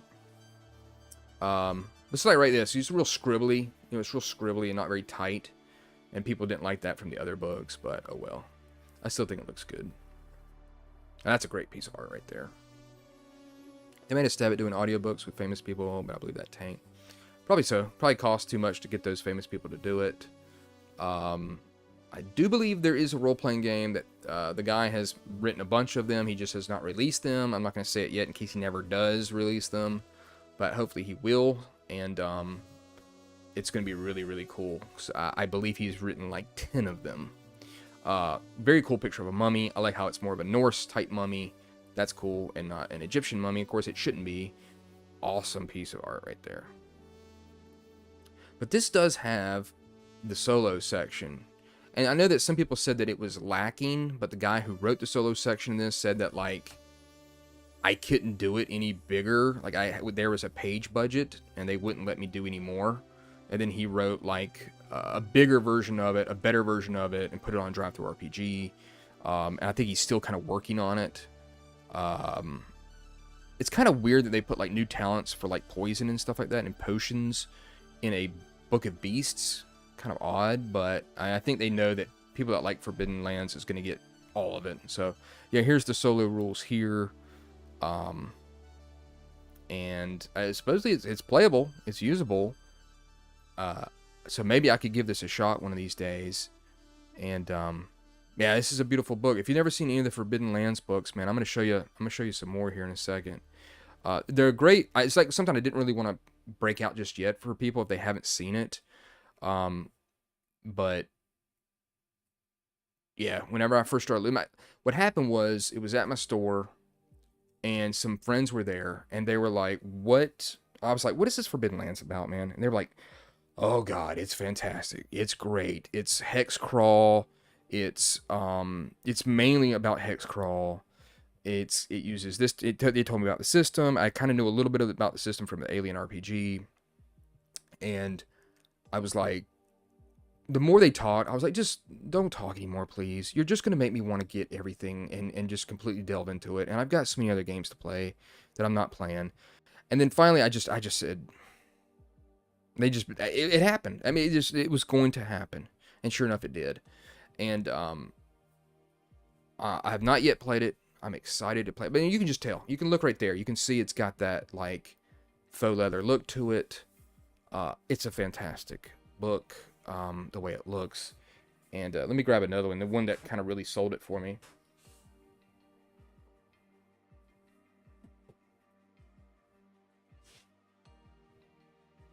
There's just so many RPGs now, I just focus on a few and buy everything for them. You were right. That is what I tend to do. Occasionally, some keep cropping in and like keep interjecting, or people buy them for me. Or someone gives them to me for a review, and then I see how cool it is, and I've got to have it. I'm amazed that I did not pick up Cyborg. That was actually David Beatty's copy, because I thought Cyborg was really freaking great, and some of the third-party stuff was absolutely fantastic. But, like, I just don't know about how much longevity I can give a cyberpunk-type game. So this book here, this is the one that was like one of the very first books that I looked at for Forbidden Lands. And I was like, ooh, that map. Boy, that's sharp. It looks great. And then I just started going through it. I actually showed a girl that works at the store the book. She started going through it. And she plays some game called D&D 5th Edition. And she was looking through this and she was like, oh. And she started reading it, and she flipping through the pages, and she just kept on going, wow, and she was reading stuff, and I was like, yeah. I buy every damn thing I can afford. I rationalize it by saying it's a business write-off to improve my game library for future work, and I've done that too. I'll be honest with you, I have bought stuff, or picked up a PDF or something like that for my YouTube channel, and that's what I'm supposed to kind of do, because, like, I'm showing people the stuff for them maybe to buy. Most of the stuff that I show is either mine or David Beatty's. And some people have sent me stuff. And I'm like, man, this is starting to really pile up. But look at this, profession and talents. I love survival stuff. I like things that's why I like the Ranger. I like harsh environments. I like harsh weather. I like looking for food. I like all that aspects. And this game embraces that with its with the roles that the characters have to do, be it looking for food, fishing, being kind of a scout, looking for a campsite. That's the stuff I really groove on, and that's why I really like this game a lot. So they actually give those aspects of role-playing and your character, they give those like an actual meaty, part of the actual rules. That's what I really like about this game. And of course, for the bitter reach with the cold, that just really reinforces that even more. So it was and I'm still looking for the map. The map to this that you can buy solo is out of print and very expensive you find on eBay, and I want them to print it again. And I'd like to have the map. I don't have it. Same, frozen wastelands, deserts, and jungles. You're 100% right. Midnight Green. As I've moved on, I absolutely love deserts. That's why I liked Al-Qadim. I love jungles. I think I've played just Western European lands so much for so long that being in a desert was absolutely awesome. And it came with stickers, you're right. And I've got the one for the Blood Marsh. And I've got the one, obviously the one that comes in the box set. Another legacy thing. Yeah, you're right. I just want them to reprint this one. I need this map. I don't have it at all. I've got the PDF, but like I want to be able to lay down that map, and that's one thing that's really cool about this game. They give you a map. They want you to lay down the map. They want you to make this place your own. And I just think that's really neat. It's not set in stone setting. Like you could come across something that's completely different than other people to affect your game. But like the thing that's going to make it legacy, like please reprint those a bunch because we're going to need to buy those a bunch. And I can't get this one. And I'm not going to pay a super amount of money for it. But there are some rules weirdness that I know are in Forbidden Lands that people have kind of fixed. And they do have a colossal drive-through RPG optional rules that you can get that somebody made. A lot of people worked on. And it takes the game from like its nice tight system to like just exuberantly everything. But it's got a cool way of checking off what rules you're using and what rules you're not using, so that's cool. But here we go. Types of terrain, weather. It's all about charts. Absolutely fantastic. I don't want to show too much just in case, because later on it's going to get into the campaign nuts and bolts of what's going on here. But look here. Forage, search for fuel, hunt, fishing, making camp. And there's like mishaps with fishing, mishaps with foraging and searching for fuel. Awesome tables here. Angry birds, broken gear, poisonous roots, wild animal, rotten eggs. Just neat, man. Mishaps at making camp. I mean, what? When I saw that, I was like, mice? Heavy snowfall? Howling wolves? A herd of reindeer? Broken gear? Haunted site? Lice? I mean, come on. You got lice here, dude. That's crazy. Mishaps on the sea. I also really like I said earlier, I like water-focused adventures, being on a ship. I like boats. I think that's just probably a male thing. We like boats. You want to make the boat kind of your own. A boat is it's like a fortress and transportation, and you can really own it. It's the same thing with space travel, Millennium Falcon. It's that whole like, this is our safe spot. This is where we do our thing, and this what keeps us away from the monsters or fight against the monsters. I just really love that, and this game can do that as well, of course, too. So no, I like water stuff. I just like getting out every once in a while and doing deserts, jungles, just different. I just want to do different. And then here we go with the Wake of the Winter King. I can't go into much of that because all of this is the campaign stuff. All the rest of this. And it's got great art. It's got fantastic maps. Let's see if I can show one map here. This might be some... Yeah, I mean, look at that. Sorry, my voice is starting to go. Change up the terrain really adds flavor to a game. Sea adventures are badass. You're 100% right. Look at that.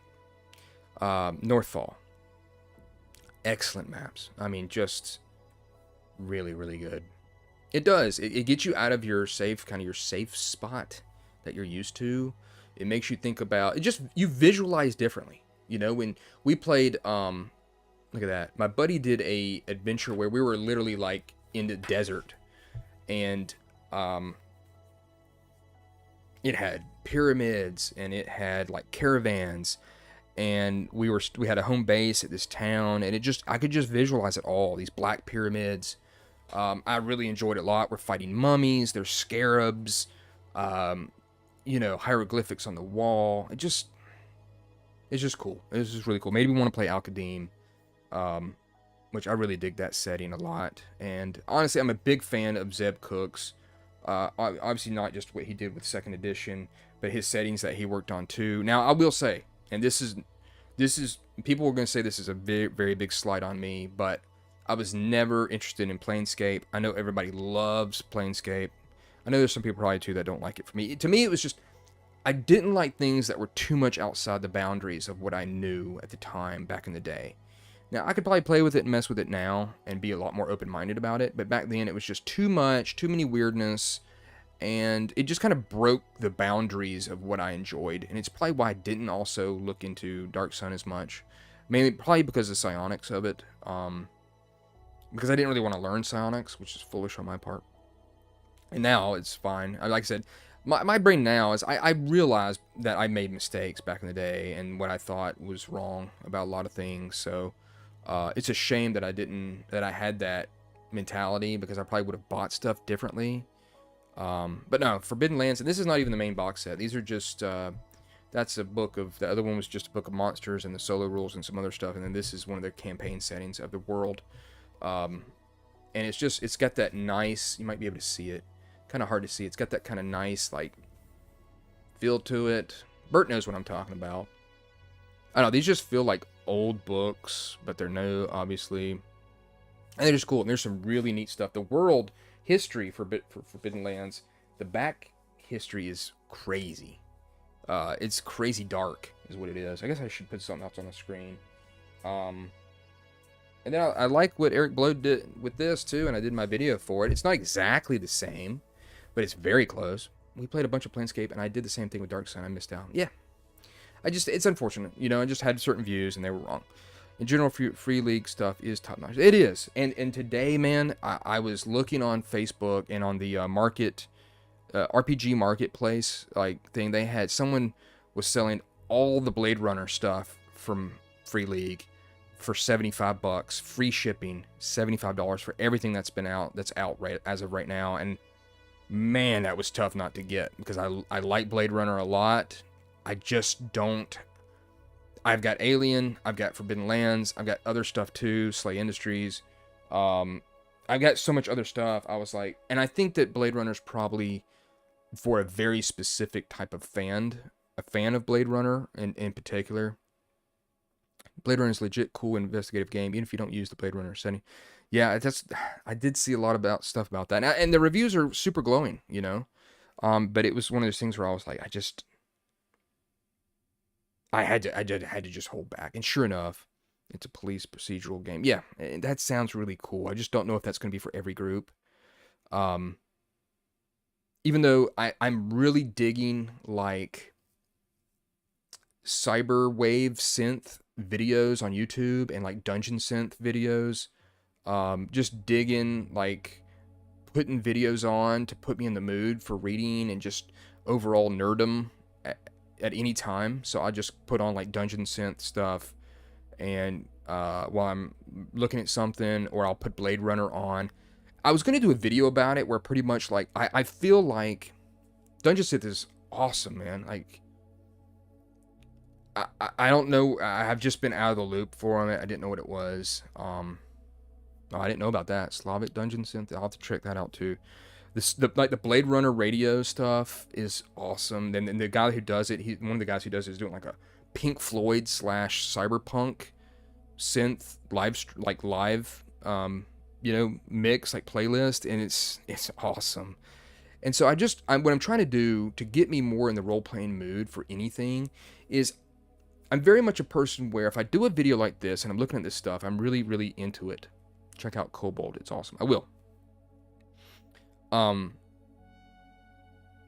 the minute it's out of my face and I'm not really thinking about it, it's so easy for other stuff to get into my brain and get my attention. And so I'm trying to just put this stuff around me everywhere. Music. I'll have Blade Runner on, I'll have Jason the Argonauts on, I'll have Clash of the Titans on, I'll have Sinbad on, I'll have whatever I can to just keep this stuff in the forefront all the time, as much as I can. Because it's so hard to stay focused. I guess just getting older, the girls, things going on in my life and stuff like that. It's like, I've got to keep this stuff in the forefront. And here's one thing I've told people that is always funny, that to me. So if you ever watch like a serial killer movie, and the police will go into their like house or something, or apartment, and it'll be like in the middle of the night. It'll be like 2 o'clock in the middle of the night or something, or midnight.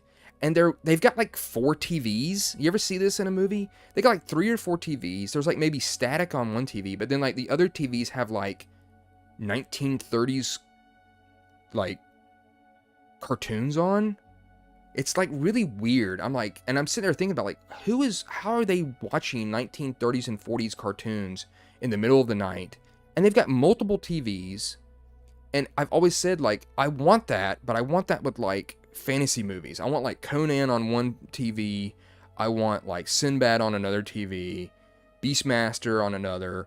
And so what I've got is I've got a TV here in my computer room. And for a long time, anytime I was in here, I was playing a fantasy movie or playing a science fiction movie or like a B-rated movie like Chud or Humanoids from the Deep or Sorceress. It didn't matter what it was. I just always wanted something plain to keep this stuff in my face. And I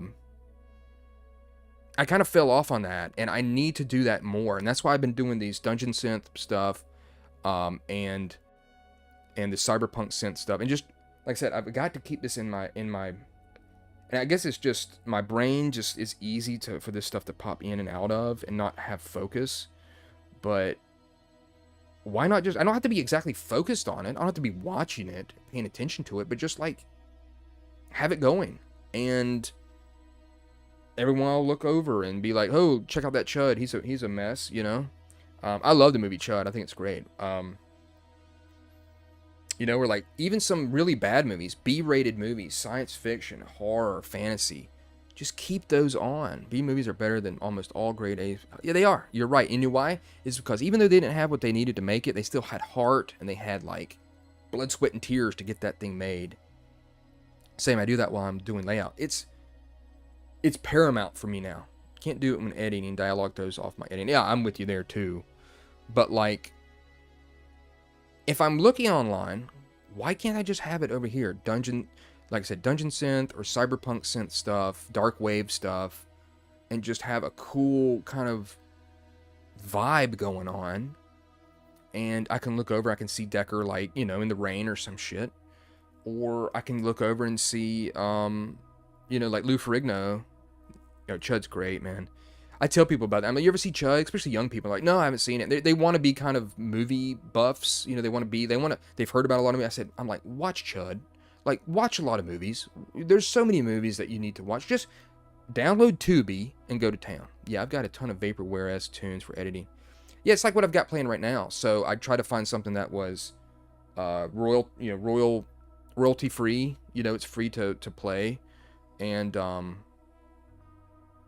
I've just got it in the background, and like I said, hopefully it doesn't get flagged or anything. But yeah, I want to make a video, and maybe I still will, about just how to reclaim your nerd mojo in this time of just so much interference, you know. And I'm trying to do the best I can to keep this stuff in front of me all the time, so that I'll stop putting other stuff in front of me.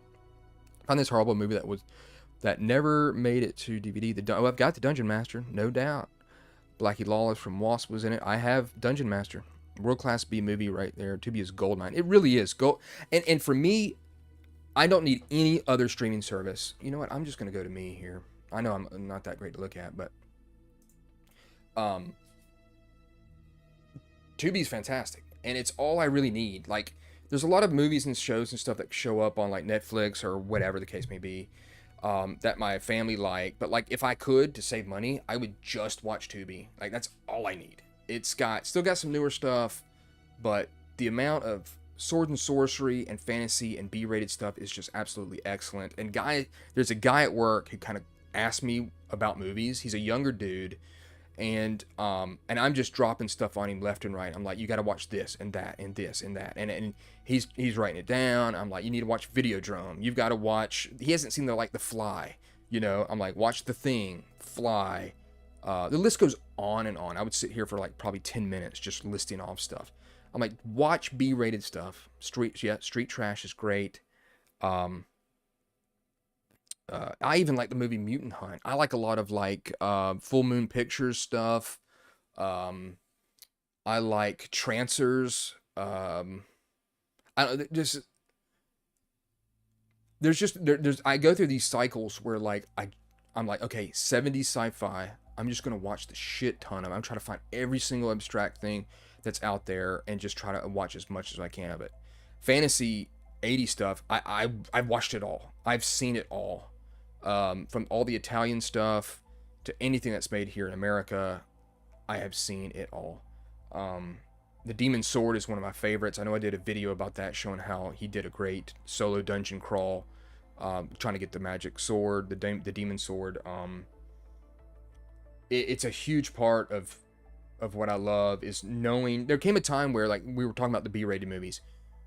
To know a cool B-rated movie, even though it's not great, like the heart and passion they put into it, to me, knowing what that movie is, that it exists and that you've seen it, means way more than seeing like one of the new movies that have come out that has no heart, that is computer generated to hell, and just has no soul. Now, I will say, once computer graphics started making a lot of B-rated fantasy movies, I just can't watch them. Like, in the 90s and early 2000s, like I'd say late 90s, early 2000s, they made and they still do. They make a bunch of bad B-rated fantasy movies. I just can't watch them for some reason. It's like they're soulless because of the bad CGI. I love a rubber, like a rubber suit, a man in a suit. I love practical effects. Watch the movie Society. If you've never seen Society, the practical effects in that are incredible, and it's an amazing story. Like amazing just movie in general. It's very unique. I love From Beyond. I love Stuart Gordon movies, Reanimator, Dagon. I mean, just like if someone says, "Hey, I've seen Dagon," I'm like, okay, all right, we're dealing with someone that's got some knowledge here. And if they're like, "Hey, did you see the newest horror movie that came out?" I'm like, "Yeah, I did," or "Yeah, I haven't seen it." So I don't know. There's so many movies, and I'm still finding ones that I didn't know about, and yeah, like it's really a big part of what I love is B-rated sci-fi, horror, and fantasy. And then fantasy's hard to come by. Horror, I think, is probably one of my favorite genres because it's so difficult to make a good horror movie that actually scares people. But man, they make millions of the movies, and they can't do it. My part-time job is an antique store. It has a huge collection of VHS and Betamax. That's great, dude. VHS collectors are... I got a big kudos to them. It's a big time hobby now, trying to collect some, because I've made a video about this where we lose movies from VHS to DVD to Blu-ray. They don't get ported over, and we lose them. And probably the best time is DVD. DVD still has got tons of movies that never made it in Blu-ray, and I think that's like the pinnacle. But yeah, the horror section is always heavily shopped. It's just difficult. And I try to explain this to people. They say, "Why do you like horror movies?" And I say, look, comedies, I laugh all the time. Yeah, Laserdisc is great too. I wish I had one. I laugh all the time. I like science fiction. Makes me think about, what could be. Fantasy's great, of course. But what horror movies supposed to do is make you feel fear. And I don't feel fear on a daily basis whatsoever. Huge majority of my life, I don't feel fear. So if a movie can invoke fear in me, it's an emotion to me that is unique. It's rare. And I really dig that. And so that's why I like horror movies, especially movies usually that have some sort of supernatural element to them. I really dig. I like slasher movies to a degree, just for their old sake. Now, so I just watched, I know this is bad on my kind of my credentials here, but I just watched Sleepaway Camp. I can chat here all night, but need to get my page. Yeah, I'm sorry. I'm gonna have to stop here soon too. But talk to you fine folks later. Maybe we can chew the fat another night. Yeah, and hopefully maybe Bert, we can do live stream, me and you, one of these nights here if you got the time. That way it'll be more interesting than just listen to me ramble. But yeah, I just watched Sleepaway Camp for the first time, and I thought it was fairly poor just in general. But I do agree that the ending is very shocking, and I can see why it's got such a cult feel to it. But yeah, dude, I look forward to us doing that. It's always better to have someone else talking, and that's why I hope that the music and stuff is good. And thanks for being on here to help give me something to talk about, and to everybody that comes on here. I'm very thankful, because I should probably promote these a little bit better, but I never know really when I'm going to do it. I'm just like, well, I'll try to do a live stream. Family doesn't want to do anything, we'll do this. But yeah, finally watched Sleepaway Camp. I don't really care about see the other ones. But yeah, I like supernatural type movies, but that's great, Midnight. Thanks for joining. I'll probably stop here in just a second, but I don't know when I'll be on again. I'm gonna try to hopefully be a better of a schedule. I'm gonna have people on like Bert, David Beatty, a buddy of mine, me and David's buddy named Ken, and really looking to get other people on down the road and try to get something going more of a, I don't know, just chatting about this stuff. I've got so much to say and talk about, and there's a lot of stuff to talk about, and just help me, just ramble on like I do. So we'll see. Maybe I'll be on again this weekend. But I love talking about. Oh, thanks, man. I really appreciate it. I love talking about movies. Movies are a big, big deal with me, and I can talk about sci-fi, fantasy, B-rated movies all day, and I've seen a really good majority of them. There's still some I haven't seen, and those are slights on me. But as always, Midnight, I appreciate all your support, man, for all this time, and anybody else that's watching, I really appreciate it. But yeah, thanks for watching, and hopefully everybody, something in here people can enjoy, and I will see you next time. All right, so have a good night.